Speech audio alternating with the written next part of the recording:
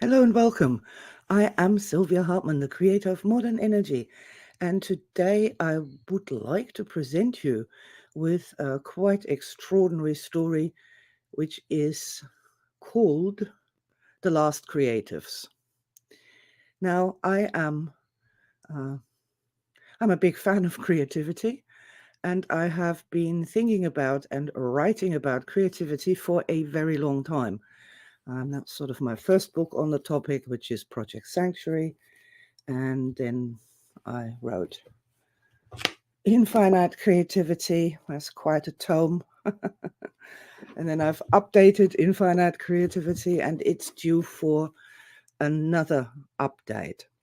Now, in my matrix, you have got the conscious mind down here, thinking, and you got the energy mind, which is the head of the energy body, the neurology of the energy body, previously known as the sub or unconscious mind, which was really quite horrendous. And put it very simply, the conscious mind is supposed to ask the question, and the energy mind is supposed to create the answer. And therein lies the infinite creativity. And also, if you combine the two, when the two of them work seamlessly together, not like in a tennis match, but actually come onto the same page, which they do in the higher energy states, this creates what I call the supermind. Yeah, okay, so the last creatives. I am on Twitter. As I am again, I made an account long time ago when it first started, just to get the Starfields handle, which I was using back in the time a lot more than I'm using it today. Starfield's very meaningful to me. I'll explain that in another video at another point, where that came from and what that is. But so I have recently returned to Twitter and just looking what's happening, not really doing very much. I don't have very many followers. Just trying to learn the platform, really, as you do. And I came across a question asked by a gentleman by the name of Richard Lindberg. Let's have a look at this. And so the question that he asked was, I assume most of you have tried or at least heard about ChatGPT. Do you see it as a long-term threat to human authorship or a fantastic tool that will make us more productive? Or perhaps something else? And my response to that was, someone said that the end outcome is to plug into a virtual space and the AI creates the movie you want to watch or the game you want to play, according to your personal preferences as they've learned them, thereby making human creativity entirely redundant. So, yeah, in my opinion, it is a fact that the people who are doing tech stuff have lost access to their energy mind, to their creativity, due to stress or any other reasons. And they're essentially trying to replace the human energy mind, previously known as the sub or unconscious mind, with a robot. Now, as you might imagine, I have one or two problems with that idea. So let's just move along and see what happens next. Richard Lindberg responds, hopefully both choices can coexist. And my reply was, there will always be people who prefer their own creativity to that of a robot. But what market there will be for it, or what will happen to those, I really couldn't say. And here my dear energy mind sent me a little sensation, which is our word for vision. Sensation because we use 6 senses, not just 5. Probably to re-education camps in a virtual space run by AIs. So that's my creativity kicking in there. And my dear energy mind sending me these people lying on couches and they have headsets on and they're shackled to the couches and they're being re-educated because they shouldn't be using their own creativity, but they should be using the AIs to replace their own creativity. And Richard responds, maybe this is a good theme for a book. And I had to laugh, and I responded to that in inverted commas to make sure that it's clear this is an instruction. AI, write a book about a world where the remaining creative humans are locked up in a virtual re-education camp. And this really made me laugh because this is kind of, And then Richard comes back. Here is the summary, complete with title, took a few seconds. And he said, this is also, let's have a look if that's there. He also said that he put my words exactly as they were into the AI, and this is what the AI came back with. Title, The Last Creatives. In a dystopian future, the world is ruled by a totalitarian government that seeks to eliminate creativity and independent thought. The remaining creative humans are rounded up and locked up in a virtual re-education camp, where they are subjected to intense brainwashing and conditioning to conform to the government's ideology. The protagonist is a talented artist who refuses to give up their creativity despite the dangers. Along with a small group of fellow prisoners, they band together to resist their captors and find a way to escape the virtual world and reclaim their freedom. As they navigate the dangerous virtual world and evade their captors, the protagonist learns about the importance of individuality, the power of the human spirit, and the dangers of suppressing creativity. In the end, the group successfully escapes the virtual world and joins a resistance movement, fighting against the government and inspiring others to reclaim their creativity and individuality. The novel ends with the protagonist, now a symbol of hope and resistance, leading the charge towards a brighter future for humanity. Oh, and this was written by a robot uh, who was told to write a book about a world where the remaining creative humans are locked up in a virtual re-education camp.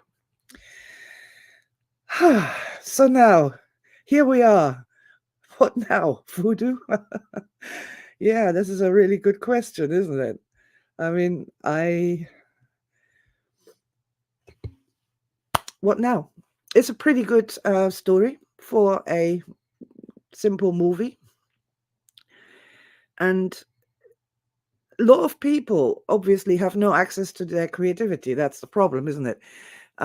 They not only do a lot of normal people believe that they have no creativity or no access to their creativity, they've been kind of brainwashed into that and had their creativity beaten out of them during their whole long time at school and especially at university. This is certainly something that I have seen and observed in my 63 years here on this planet. So we've got all these people who've been brainwashed that they have no creativity, which is not true. It's a God-given thing. Everybody who can cross the road can connect with their dear energy mind and can get their energy mind to send them all sorts of things.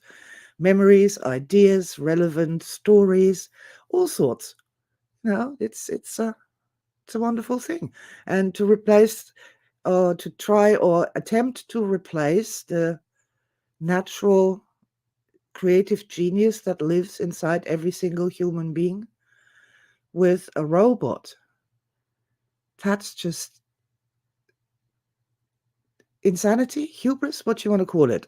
Either which way, not a good idea. I know, I could talk on this for hours and hours and hours. But what I would like to say, or what comes to mind here, is that when you're working, for example, with Project Sanctuary or Supermind, as it's now called, one of the best things about it is the surprises. So you're working with some kind of a unfoldment, a story, if you want to call it that, And then the dear energy mind sends you this thing that you or any other thinking human being would never have come up with in a million years. In a million years, they wouldn't have thought to do that. And that is mind-blowing. It's wonderful. It's a threshold shift. It's just amazing. Just amazing. I'm going to ask my dear energy mind to just give me an example from past, present, or future here to try and explain this so that people can understand what I'm talking about. And okay, yeah, right. So in this particular sanctuary story, a person had this nasty witch in their sanctuary, really horrible and, a terrible witch that was putting curses all over landscapes and animals and doing terrible things inside this sanctuary. And then they had to battle the witch. And they used the gift for this, which is simply asking yourself, what could you make a gift for this entity that you're encountering?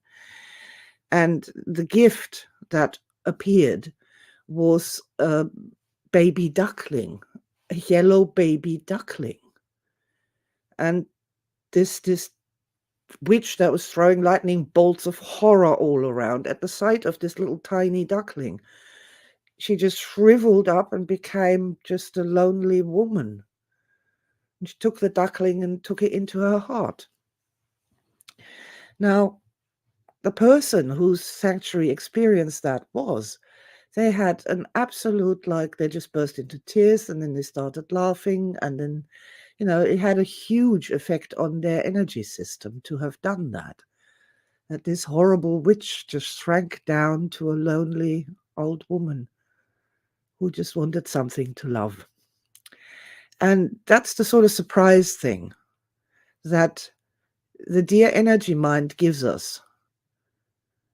You're writing just from the head, and you'd have to bring in nuclear weapons to destroy the giant witch, or laser beams, or, something or other. And instead, the solution, that which would break the spell, was a duckling. Can the AI learn this? If it hears enough sanctuary stories, can it track the similarities in how this works? Can it do that? And I don't think so, because these worlds, these energy worlds, are infinitely complex. They are infinitely complex, and you do need a pretty infinite intelligence to compute that. And between our physical brain, our reflexive conscious mind, and the dear energy mind, we have built-in systems designed to navigate the infinite complexity of real reality, or what I call reality absolute. The AIs are further hamstrung by being programmed by people who are quite limited. They can only see the surface and not below. But it should be interesting to see what happens with that. I'm fascinated by it. I appreciate that it's obviously a lot easier to plug into some sort of headset than to, I don't know, walk around in the garden and think up a story that you yourself would like. Don't have to think it up. You just ask the dear energy mind. It sends you a flash vision of somebody, of a re-education camp for creatives. But yes, here we are. I've also told Richard that if he sells the film script to Netflix, I would definitely like a small percentage of the IP of the last creatives in perpetuity. Because, without me, it wouldn't have been. Without Richard, it wouldn't have been. And without the AI, it would not have been. So what that means, I really couldn't say. Let's stay energy high. That's the best way to connect your conscious mind with your energy mind, to create that super mind experience when all of a sudden you understand things, you can calculate the most marvelous things. Let's just stay with the mission of the GOE, with my life's mission to make people happier, bring them higher on the modern energy chart, and then we'll see what happens next. Perhaps the AIs will likewise be happy and enlightened and not feel that we humans need to be exterminated, but come to appreciate the spark of infinity and our birthright of infinite creativity that resides in every human being. With lots of love. Goodbye, and I'll see you in the next video.